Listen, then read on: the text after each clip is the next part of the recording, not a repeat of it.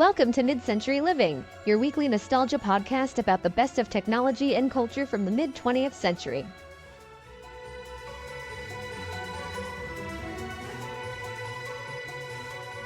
Welcome to episode 21 of Mid-Century Living, the show where we talk all about the best of the mid-20th century and how to add vintage vibes to your modern life. We're your hosts, Jackie and Gonzalo. Thank you guys for joining today. Today we're talking about a staple of mid-century TV entertainment, the Carol Burnett Show. But before we start, Jackie, how was your week? My week was good. I don't really have anything interesting to report except for lately I've been getting into making old fashions, probably inspired by my most recent Mad Men rewatch and the fact that I've somehow developed a small collection of cocktail bitters. Huh.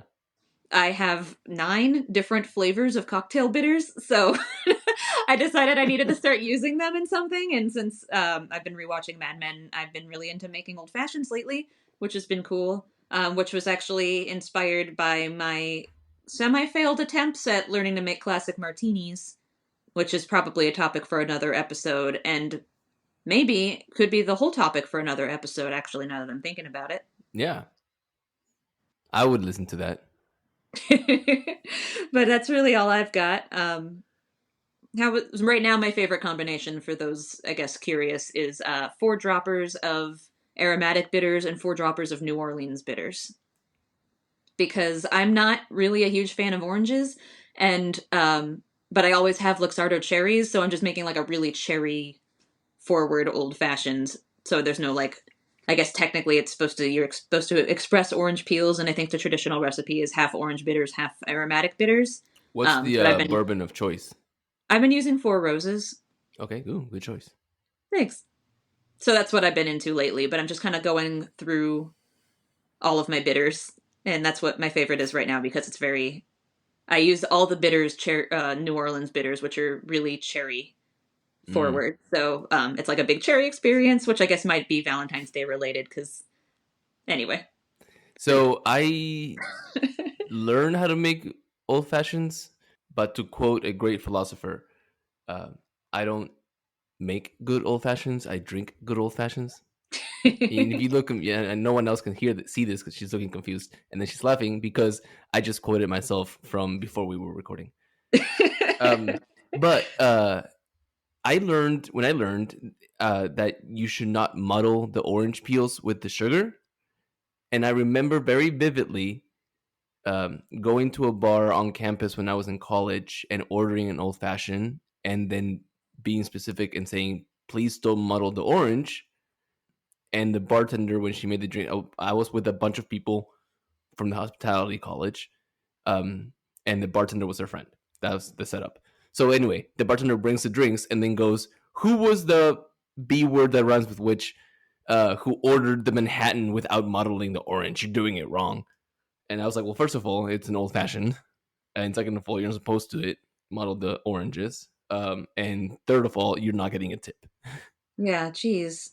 Yeah, the first time I ever made an old fashioned was probably the first time I ever watched Mad Men, and I was copying, there's a scene in season 3, where Don makes 2 old fashions really quick, like by jumping behind the bar and he muddles the cherry and the sugar cube together. Mm-hmm. Which I thought was awesome because I just love cherries. And so I used to do that. But then the recipe that I've defaulted to now is actually something I learned from a really fun cocktail making Instagram account called Thirsty Whale. And he builds it in the glass and uses simple syrup he uses a rich demerara syrup instead of a sugar cube, and builds it in the glass, which makes it a really great after work, really easy cocktail to make because you don't have to clean your mixing glass, which isn't that annoying, but every little bit helps. Yep, every step. We're not lazy people, we're just adults. And that's where I got the idea. He does 4 drops of orange bitters, 4 dashes of orange bitters, 4 dashes of aromatic bitters, and simple syrup mixed with the giant ice cube at the same time, and then expresses orange peel at the top and adds the orange peel and a cherry. And I just skipped the orange step because I'm not a huge fan. I don't mind them. The orange bitters in there is great, and I like orange as an accessory. but I don't want it to be like a part The of the flavor flavor profile. profile in Yeah. any cocktail, honestly. Like mimosas we were just talking about, I prefer them with pineapple juice because I think that pineapple is the superior citrus. Have you ever had a peach Bellini? No. I've never I had a Bellini. Those oh. are frozen, right? Um. So I've never had one. Well, let me rephrase that. Last summer on my family's cruise, we don't own the cruise. We just went on a cruise. Let me just be clear. Anyway, my sister and I one morning went to the bar, and I had a mimosa, and then she's like, "Oh, I don't like mimosas. I don't like the flavor of champagne." And I go, "Are we related?" No, that's not what I said. Um, no, but she ordered a peach Bellini, and I don't know what's in it, and I didn't ask, but I tasted it, and it was it was, I'm against the stigma of guys should not get fruity drinks because this tasted delicious. Yeah, I think that is so totally unfair that you can't enjoy things that taste good because they don't look Yeah, masculine. Yeah, that's crazy. yeah. So anyway, Yes, I was right. It is a blended cocktail, but it's basically a mimosa in that it's like fruit and a spirit and prosecco. yeah, but apparently you can't taste the prosecco. Huh. Yeah, because they blend it all together and the bubbles are all gone, which is like half Yeah. the appeal of sparkling wine, but I whatever. will say, speaking of prosecco, I after that viral video about the Negroni, um, have you not seen this? Okay, listeners, you know what I'm talking about. This it was, I forgot who the actresses were, but there's these two actresses being, they're talking about whatever, and one was like, "What's your drink of choice?" And then the Oh, right. return And is then like everyone a was making Negroni. Negronis. Yes, and I Yeah, want to try one. that was last summer, right? Yeah, I a remember that being a Negroni thing. Spagliato. Yeah. Prosecco in it. Oh man. Anyway, should we get on with the show? Yes, we should. Oh, well, we Okay. didn't hear about your week. Oh, well, my week, nothing special. Great. But since I have nothing to contribute to the weekly catch up, I will say that I appreciate that you are experimenting with old fashions because that is one of my favorite cocktails. And again, while I don't make good ones, I love drinking the old fashions. And my bourbon of choice in them is usually Maker's Mark, um, because it's simple and everyone has it. Yeah, I Um, agree. yeah, but I have tried it with different ones, and I have a recipe from Alex, who, listeners, you guys may remember from our Jeep episode, because he makes really good old fashions too. And Friend of the he, pod, yeah, Alex. he, I don't know if he remembers, but many years ago he sent me a little recipe, and it's still in my bar. And I've tried making it, and boy, I just suck at making drinks. Uh, can you go get it? I want to know how he makes his. Yeah, 1 second.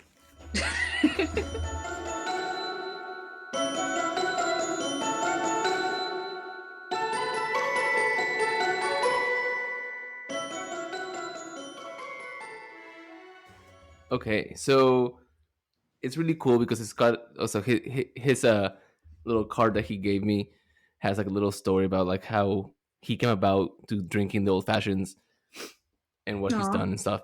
Anyway, his ingredients are half an orange, 2 sugar cubes, 2 ounces of bourbon or rye, 2 maraschino cherries, and 3 ounces of club soda.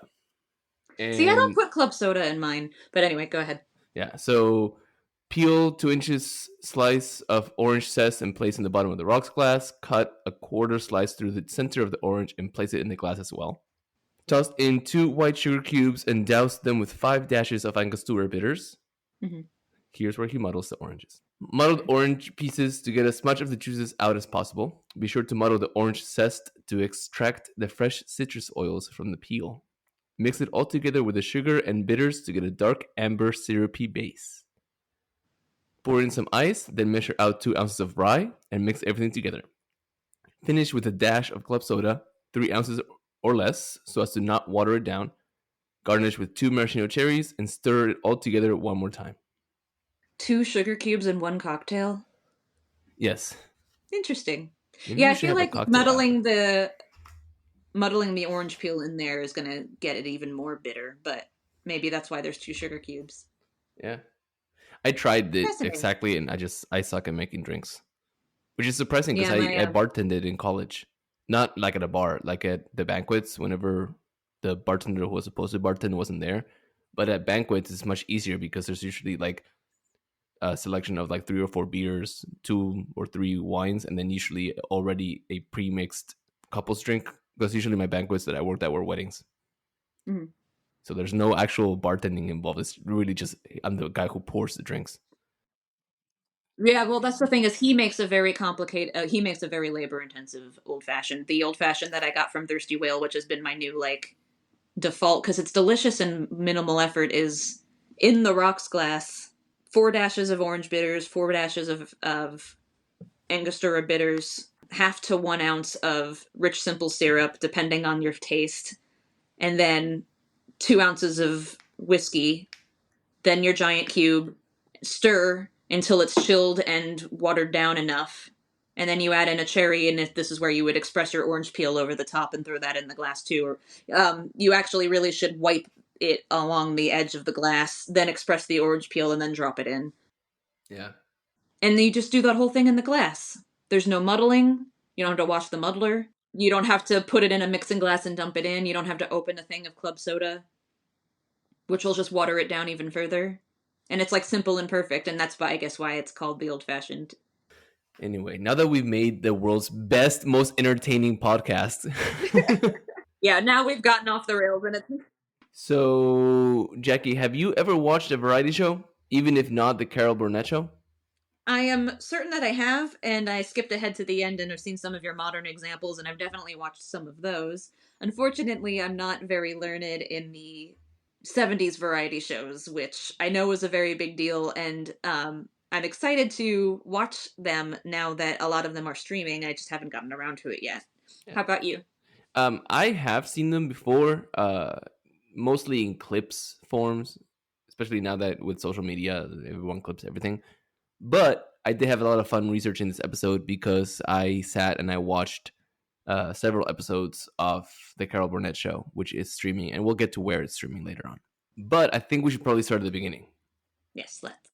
So a variety show really is just it's not new to the mid-century. It's just a type of variety entertainment, and it's made up of little variety acts, musical performances, sketch comedy, sometimes magic acts, aerobatic juggling stuff, and ventriloquism, which is kind of cool. And normally introduced by a host or an MC. Anyway, the variety show is kind of more Victorian. It started as a stage show, made its way into radio, and with time to television.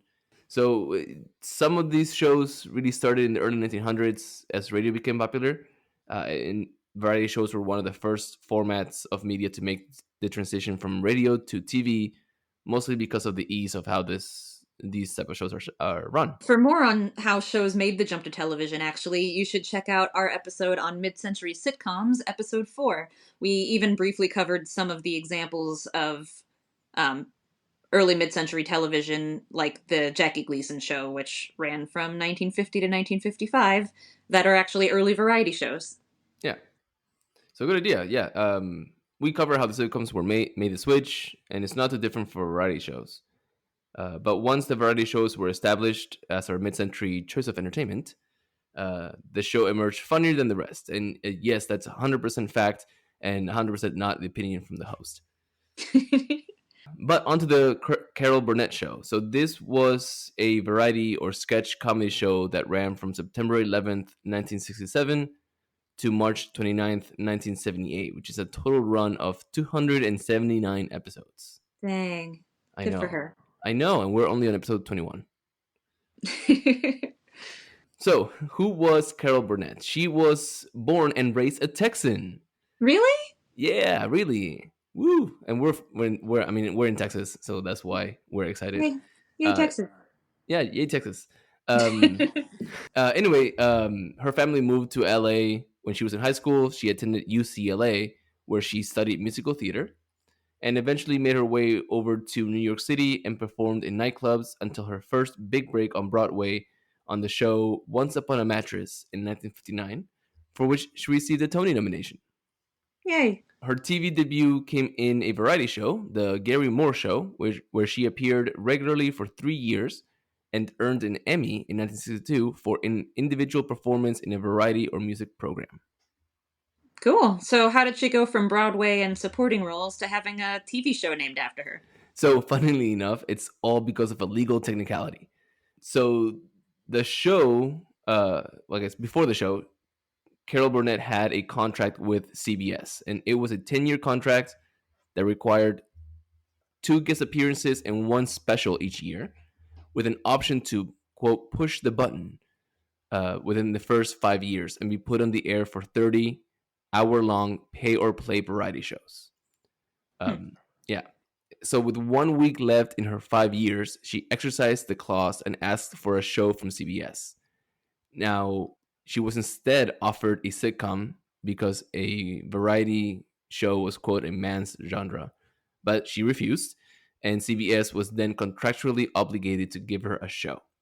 Good for her. Yeah, so it's funny that it was a technicality, and even funnier because the reason why CBS had that was to entice her to, be contracted, but they never thought that she would actually exercise that.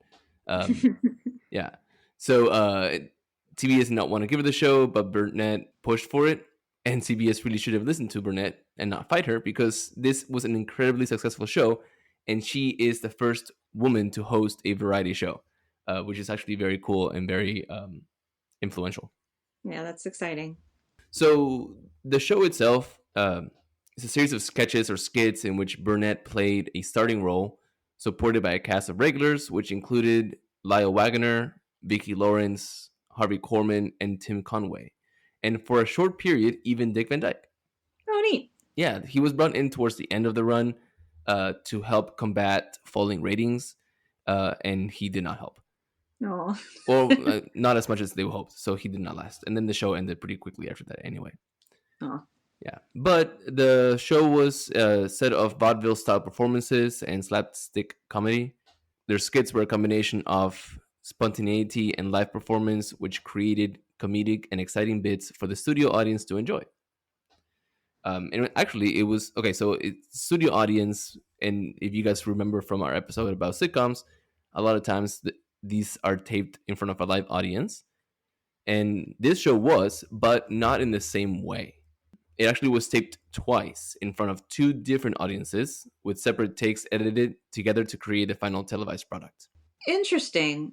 Because there's lots of famous clips I've seen of like the cast cracking up at jokes instead of they always like breaking character to start laughing in the middle of a skit. Mm-hmm. And so that means they had multiple takes to use and decided to air the one where they laughed instead. I guess because they thought it was better television. They were right. Yeah. Interesting. Yeah, so it's really cool. And Burnett played a key role in every skit, performing as a host, a singer, actress, and comedian in each episode. Each skit had its own characters, the costumes for which were all very elaborate costumes, all created by Bob Mackie, who later would design items for the likes of Cher and Farrah Fawcett. There's an estimated 17,000 outfits that were created by Mackie for the show. And his creativeness is shown in all the details specific to each character. One thing that I thought was hilarious that he he added was the adding of rice in, quote, older women's garments to make their breasts have weight and sag more. That's how they do that. Yes. That's funny. Yeah, so it's really cool to see how the costumes played also a part in the comedy that was the variety show, and this one specifically. So there were some guests that were often there. Jim Nabour's guest starred in every season premiere. Burnett considered Nabour's her annual good luck charm. And then famous celebrities include Bernadette Peters. She played Annie in Annie Get Your Gun. Lucille Ball, of course, we know her from I Love Lucy. And she had a great skit on episode 3 of the first season. And I watched this earlier before recording this morning. But both Burnett and Ball play dueling car rental representatives at an airport with desks next to each other, each trying to outdo or rent more cars. And of course, hilarity ensues. It's a great scene. Anyway, more guests share Maggie Smith, which of course is Professor McGonagall, Gloria Swanson, Ella Fitzgerald, Joan Rivers, Rita Moreno, Robert Goulet, Carol Channing, and Liza Minnelli. Lots of Broadway in this lineup. Yes. And again, the rehearsals for the show. So the show was rehearsed daily until its final 2 tapings, which were on Friday. Cool. Yeah. So it being a variety show, right? There's a lot of different skits. It's not just one single storyline. It's bits of different skits. And some of the most notable ones were actually movie parodies. Among them, the most or best remembered one is called Went with the Wind, which is a parody of Gone with the Wind. And there's a very famous scene in the movie where Scarlett O'Hara must fashion a gown from window curtains. And in this show, Burnett, who's starting as Starlet, descends a long staircase wearing the green curtains, complete with a hanging rod. And when Corman, who's playing as Rat Butler, compliments her gown, she replies, "Thank you. I saw it in the window and I just couldn't resist it." I laughed a lot when I saw that. Yeah, that one's really famous. Yeah. And this gown itself is actually currently in display in the Smithsonian in Washington, D.C., and it is one of the examples of Bob Mackey's creativeness. Oh, cool. Yeah. So there's a lot of different skits that went through the 11-year run. Some of the best known ones are As the Stomach Turns, which is a soap opera parody. Carol and Sis, where Burnett's sister, played by Vicki Lawrence, lives with Burnett and her husband, and hilarity ensues from that too. The Family, which is a married couple living with a very difficult mother called Mama. It was also played by Vicki Lawrence. Yes. Which will become a spin-off eventually. And not a successful one, but will become one anyway. VIP, where Corman interviews famous, quote, celebrities, which are often parodied by Burnett. For example, one of the celebrities is called Julia Wilde and is a parody of Julia Child. And then another famous one is The Queen, in which Burnett parodies late monarch Queen Elizabeth II. And some of the funniest ones are just commercial parodies. So instead of like a running skit that's done in several episodes, they're just spoofs of then current TV commercials. Fun. Yeah. There's 2 segments that happen in most, if not all, shows or episodes, that are very famous. The opening is perhaps the most notable sketch in every episode, and a viewer favorite. And it is an unrehearsed question and answer segment with the studio audience in CBS Studio 33, which is where it was filmed.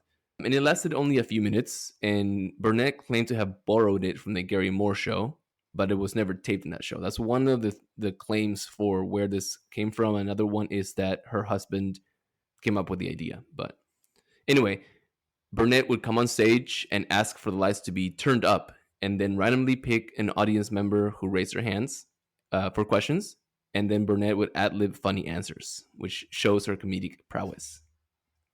So it's kind of like a warm-up, like warming up the audience for the comedy show, but then they decide to keep it in. Yeah, that's cool. And then the ending also, sometimes it's just in music, sometimes Burnett sings it herself, but there's a little quick song at the end of the episode, and then as the song is playing and the credits are rolling, you see Burnett with her big red autograph book getting autographs from the guests. Well, that is cool. Since it's awards season, we have to make note of the great success of the show. So during its 11-year run, the Carol Burnett Show was nominated for 70 Emmys and won 25 of them, as well as winning 8 Golden Globes. Wow. Amazement. No, but that's really cool. Cool. So that's a good transition into today. Many shows have come after the Carol Burnett Show and have entertained us the decades since this show went off air. But Carol Burnett herself, the comedy sketches from this show were kind of re-edited into a freestanding program, which then became syndicated, and that is known as the Carol Burnett and Friends, which was a half-hour edition of selected material. And I know we're not a technical podcast, but just for you listeners, the syndicated show is just a program produced and licensed for use by many radio or TV stations. So even though this was a CBS show, when it's syndicated, it means that it can be played on other networks. Ah, that's what that means. Yeah, I had to Google it. In 1979, Burnett and husband Jim Hamilton were having dinner with Tim Conway, which, if you remember, was one of the guests in the show. And after reminiscing on the show, the idea came up to do a 4-week summer program known as Carol Burnett and Company, but the show never became a yearly summer event. And Joe Hamilton would go on to produce the Tim Conway Show, which was a variety series just like Carol Burnett, but it would only last from 1980 to 1981. Interesting. Well, that's cool. Where can we watch the show now? So this is pretty cool. Since 1996, it's kind of been in and out of TV. Carol Burnett and Friends was first on the Family Channel. From 2004 through 2005 was on TV Land. But beginning on January 2015, it airs on MeTV at 11 p.m. Eastern Standard Time. The Carol Burnett Show itself went into syndication in 2019, and MeTV added its episodes to its lineup in April that year. But for those of us, people who still have cable, yes, I was just about to say the same thing. So those of us who don't have cable, we can stream it on Amazon Prime. It's also on Fubo TV and on Plex, which I was unaware was a streaming service, but apparently it is. It also, the Carol Burnett Show has an official YouTube channel, and they have full episodes, full clips, and best of compilations on there too, if you just kind of want a crash course into the Carol Burnett Show. Oh, yeah, that's cool. And it's free. But okay, her impact also comes in like Carol Burnett, not just the show, because she is an inspiration to many comics, especially to female comics, especially because her show was started due to a technicality. Her relentless pursuit to do what she wanted to do instead of to conform what CBS or The Man wanted, which was a sitcom. Yeah, good for her. Yeah. And while the Carol Burnett Show did not create the variety or sketch comedy style show, we really can't deny this had a huge impact on the genre. Many shows followed in the success of the show, some of which are still being created today. The most famous probably is Saturday Night Live, or SNL, which has been airing since 1975. And for future generations, this is the year 2024. Another variety type show called Mad TV, which aired from 1995 through 2009. And it was inspired by Mad Magazine, and it's sort of an SNL spinoff, although I'm sure Mad TV diehard fans would disagree with me on that. There's a kids version of the genre. The show is called All That, and it aired on Nickelodeon from 1994 through 2005. This was my favorite show as a kid. I loved it. I loved it so much. That was back when a lot of those Nickelodeon celebrities would be on like multiple shows, and that's where Keenan and Kel came from. They got their spin-off because of All That. And is he still on? He's on SNL. Yeah. So no, love that. I loved that show so much. And Nickelodeon also had other less known variety type shows, like The Amanda Show, which was Amanda Bynes, and aired from 1999 through 2002. I think that she used to be on All That, and then she got her own show from that one also. Yeah, I think Is that where the Amanda Show came from? Yeah. I thought it was just okay. Yeah, the things that All That was, well, it was All That. But that's it for Carol Burnett and the impact it had. And since we're caught up to the present, I think it's time for our etiquette segment. Jackie, what do we have today? So today we have yet another, we're just going to chip our way through Amy Vanderbilt's Guide to Etiquette from 1957. Today I've got some etiquette on leaving restaurants. Cool. So if a table at a restaurant had both a host and a hostess, the hostess rises first once the bill has been paid to indicate that the party is ready to move on. If there's only a host, he rises first. If he is a gentleman escorting a lady to dinner and the next stop is home, she must be the one to terminate the evening. Although he can say, perhaps we'd like to go on to somewhere else, she should take the hint and then say, oh no, it really is late, can you take me home now? Which I left in there, which I think is interesting, in a baby it's cold outside kind of way. Like that she's supposed to say no, is the etiquette. Yeah. But I like also that it's not assumed and that he has to also ask. Yeah. Under no circumstances may she ever say to her escort, unasked, let's get out of here and go to such and such a place, as he would, politely speaking, be required to accept her suggestion. Huh. Very young, so this is Amy Vanderbilt being sassy again. Very young and thoughtless girls sometimes do such things with no thought of a man's working day or of his pocketbook. demanding to be taken from one night spot to the other, mainly, I suspect, for the sole purpose of being seen there. Interesting. So she considers it very rude because the man has to say yes, Uh-huh. and he's just going to go broke on this date now, and that's taking advantage of him, which I thought was interesting. That's a nice little thought of the paycheck. Yeah. In walking out of a restaurant, in date and non-date scenarios, the man on rising is supposed to be seen by the head waiter, who then steps forward and makes a path for the lady or ladies of the group to file out after him. If there is no head waiter, then the man goes out first, making a path and opening any doors. Once in the lobby, or wherever the check room is, the man places his companion out of traffic to pick up his hat and coat, and then holds the door for her to go out into the street. If it's late at night or the street is dark, the man may go out first, with permission to hold an umbrella or offer his arm for the minute she makes her exit. Oh, that's nice. I like that. Yeah. So, what do you think of these? Also, like, for me, I think my main takeaway is, like, I think it's so cool that they're, like, how specific these etiquette tips get. Yeah. She really covers all scenarios. She really does, and I yes. Okay, so my thing really is the getting up and making way through the traffic. Like, I don't go out as much to eat, but typically there's not that much issue of, like, get out of the way, I'm coming through type situation in a restaurant. Although I do appreciate the fact that the head waiter or waitress should, it kind of sounds like they should be aware, and whenever they see someone stand up, they need to make their way to the table and be like, oh, let me help you get to the door. Thank you I for don't being think I've here. ever. Yeah, I thought that was really interesting too. I don't think I've never been to a restaurant fancy enough to warrant that, or I've just never paid attention when they've done that. But I love the idea of that being part of the head waiter's service. Yeah. Is just watching for tables getting up so he can go escort everyone to the lobby. Yeah. I think that's a nice bit of customer service. I think so. And I think so. My take on this etiquette tip is, yes, it should stay. I like it, but it's not just a tip for the patron of a restaurant, because apparently it's also a tip for the head waiter of a restaurant. This is also etiquette for you. So I say stamp. Yeah, I say stamp too. I like that all of this is written down. And I feel like for the most part, people still do a lot of this. Yeah. So, and I think we should continue to. I think so too. It looks then like we have landed the plane. Thank you guys all for listening today. If you've enjoyed today's episode, please subscribe to the show and tell a friend.